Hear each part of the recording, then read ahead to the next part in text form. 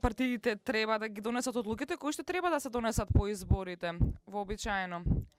И во Македонија, исто како и во другите држави, се одвиваат работите. Претходно, да, имаше тешка ситуација, тоа е точно, но успешно беа се одржа избори кои што беа одржани фер, демократски. И тоа е позитивно и треба да се спомене.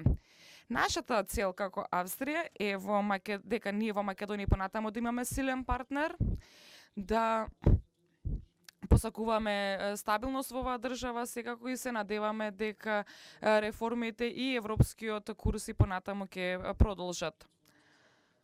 Освен тоа нема мешање од наша страна.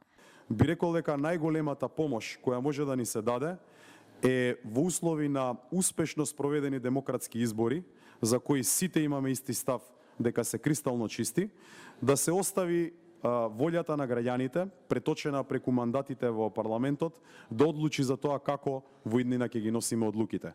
Ова ќе биде најправилно и на крајот на краиштата ќе биде единственото решение кое го должиме и на граѓаните на Република Македонија, кои масовно излегува на последните избори да го кажат својот збор и својот избор. Понатаму треба да се одлучи во овој парламентарен состав од 120 пратеници по кој пат ќе одиме.